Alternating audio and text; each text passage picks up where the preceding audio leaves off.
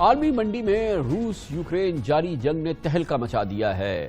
تیل کی قیمتیں ہوں، کوئلے کی قیمتیں ہوں، LNG کی قیمتیں ہوں، کھانے پینے کے تیل کی قیمتیں ہوں، آسمان کو چھو گئی ہے۔ پاکستان نے وزیر اعظم عمران خان نے اس موقع پہ تیل کی قیمتیں، بجلی کی قیمتیں کم کرنے کا فیصلہ کیا ہے۔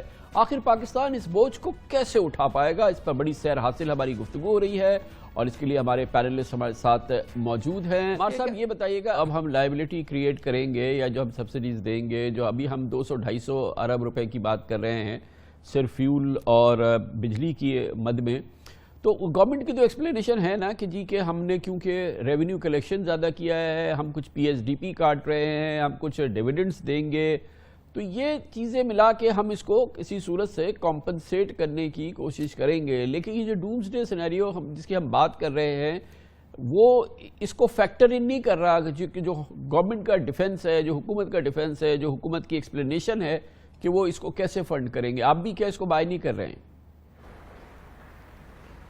دیکھیں جی، سیدھا حساب ہے کہ فسکل ڈیفیسٹ تو آپ کا پہلے بھی تھا، اور اتنی ٹیکس کلیکشن کے بعد بھی فسکل ڈیفیسٹ آپ کا رہے گا۔ یہ جو ٹیکس کلیکشن بھی انکریز ہوئی ہے، یہ زیادہ تر افراط زر کی وجہ سے انکریز ہوئی ہے۔ اگر 14-15% قیمتیں انکریز ہوئی ہیں تو اس کے حساب سے ٹیکسز بھی انکریز ہوئے، اسی حساب سے آپ کے جو ایکسپینسز ہیں تو وہ بھی انکریز ہو گئے ہیں۔ تو ٹھیک ہے، بالکل مان لی یہ بات کہ ٹیکسز انکریز ہوئے، مگر اس کے ساتھ ساتھ آپ کے جو اخراجات ہیں وہ بھی انکریز ہوئے ہیں، اور فسکل ڈیفیسٹ آپ کا اتنا ہی ہے یا تھوڑا بڑھ ہی گیا ہے۔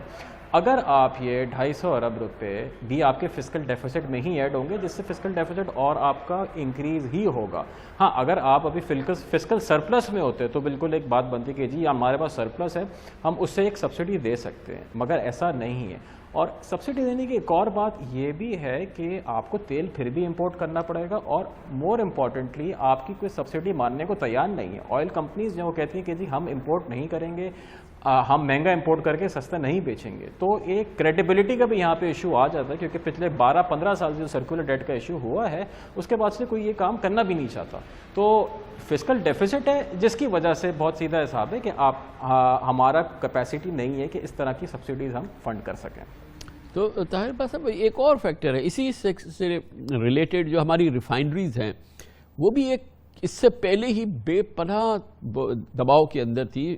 ریئل ٹائم کرائسس ہے، ریفائنری پالیسی نہیں آ پا رہی، اور اس پورے صورتحال میں یہ صورتحال جو ہے، یہ جو کیفیت ہے ریفائنریز کے حوالے سے، یہ تو مزید کمپاؤنڈ ہوگی نا، اس کا بھی اثر تو ہوگا نا، یا اگر یہ بہتر انداز میں اس کو مینیج کرتے تو شاید اس سے کچھ سپورٹ آ جاتی۔ جی بالکل، دیکھیں گورنمنٹ نے جو ہے وہ سپٹمبر اکتوبر میں جو ہے وہ فرنس آئل امپورٹ کیا۔ اس کے پیچھے ریزن یہ تھا کہ جو جولائی آنورڈز RLNG کی پوزیشن ہو گئی تھی گلوبل مارکیٹس میں، تو گورنمنٹ کو یہ اندازہ تھا کہ یہ سردیوں تک جو ہے سچویشن اور خراب ہو جائے گی، تو ہم بیک اپ کے طور پہ جو ہے فرنس آئل امپورٹ کر کے رکھ لیں، اور اس کے بعد ہم اگر ضرورت پڑے گی RLNG شارٹ ہوگی تو ہم فرنس آئل پہ چلا دیں گے۔ بٹ اس میں پھر ایڈیشن یہ ہو گیا کہ ہم لوگ جب تک سردیاں آئیں اس کے بعد ہم نے جو ہے وہ HHD پہ جو ہے وہ بجلی بنانی شروع کر دی۔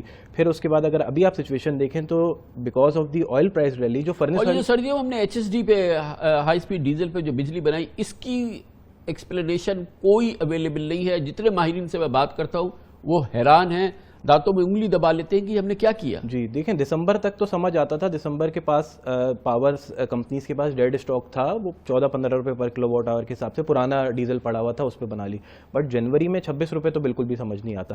بٹ پھر ہوا یہ کہ جو آئل پرائسز انکریز ہوئی تو اس سے فرنس آئل کی پرائسز بھی جو ہے وہ انکریز ہوئی، اور پھر گورنمنٹ نے انڈسٹری کی گیس جو کرٹیل کی، اس کی وجہ سے جو فرنس آئل کی ایک انڈسٹریل ڈیمانڈ تھی وہ کریٹ ہو گئی، تو اس کی وجہ سے اب فرنس آئل کی سچویشن ریلیٹیولی بہتر ہے۔ بٹ ابھی بھی تقریباً 3-3.5 لاکھ ٹن کا فرنس آئل کا اسٹاک ہے جو کہ اس وقت ملک میں جو ہے وہ اویلیبل ہے۔ صابری صاحب، آپ بھی کنسرنڈ ہے اس بات پہ کہ ہم بھرپور کوشش کے باوجود اپنی ریفائنریز کو ایک پراپر پالیسی نہیں دے پا رہے ہیں، ان کی تکالیف کا احساس نہیں کر پا رہے ہیں، اور یہ سیکٹر جو ہے یہ بالکل ایج پر ہے، یہ تو سنک کر جائے گا کسی دن۔ یہ بالکل وجہ ہے۔ دیکھیے، فرنس آئل امپورٹ ہمیں یہ چاہیے تھا کہ جب ہم امپورٹس کی بات کرتے ہیں، ہمیں we should have operated the refineries at full capacities. Refinery तो अंडर कैपेसिटी चल रही हैं, हम क्यों फर्नेस ऑयल इंपोर्ट कर रहे हैं? अगर इंपोर्ट का ही कर रहे हैं, उनके पास स्टोरेज है, टैंकेज है, हर चीज़ है, 2-3 महीने का टैंकेज स्टोर किया जा सकता था। तो ये तो रिफाइनरीज को हमें इनकरेज करना पड़ेगा। और रिफाइनरीज का देखिए एचएसडी के निस्बत मैं फिर आपसे अर्ज करूंगा कि फर्नेस ऑयल से पावर जनरेशन सस्ती है। पता नहीं क्यों हम एचएसडी के ऊपर कर रहे हैं, हम क्यों नहीं अपनी रिफाइनरीज को 100% कैपेसिटी पे चलाते हैं? उससे हमारे सिर्फ फर्नेस ऑयल का नहीं, हमारा जो पेट्रोलियम प्रोडक्ट की डेफिसिट इंपोर्ट्स हो रही हैं, हमें उसमें भी फायदा होगा, फॉरेन एक्सचेंज इसमें फायदा होगा। ठीक है कि इंपोर्ट्स होती है, लेकिन प्राइसेस वो हैं जो हमारा लोकल प्रोडक्शन है ये इंक्रीज होगी। तो ये हमें तो बिल्कुल मतलब है कि कोई देयर इज नो मिसमैच जो है अपनी रिफाइनरी इंपोर्ट्स का और मार्केटिंग पॉलिसीज का। ये तो इतना बड़ा ये क्लैप्स कर जाएगी इंडस्ट्री, इसमें कोई अब इतना दमखम नहीं है। मैं अभी पिछले दिनों किसी से बात कर रहा था, उन्होंने कहा जी कि हम बंद करने को पड़े हुए कि जी बंद हमारी सूरत हाल हम आगे चला भी सकेंगे या नहीं। तो ये बड़ी सीरियस इस ग्लूमी सिनेरियो में अम्मार साहब मैं अगर आपसे कहूँ कि ढूंढे कोई रोशनी की किरण ढूंढे या रोशनी की किरण बन सकती हो उम्मीद जिससे हम बांध सकते हो जो रियल टाइम हो, खाली दुआओं से नहीं, मतलब एक हकीकी तौर पे, क्योंकि बहरहाल एक ये खारिज अज़ इम्कान नहीं है कि ये जो एनर्जी प्राइसेस है इस जगह हैं और जब ये रशिया यूक्रेन कोई सेटलमेंट होता है कहीं पे तो ये फिर शायद तेज़ी से कम हो, क्योंकि इससे पहले ही ये ऑल टाइम हाई पिछले 7 साल में तो हो गई थी एक महीने पहले ही। बिल्कुल जी, देखें कमोडिटी का सीधा हिसाब होता है after surplus there is always a glut, यानी कि अगर बहुत ज़्यादा जब कीमतें बढ़ जाती हैं तो उसके बाद उतनी ही तेज़ी से कीमतें नीचे आती हैं।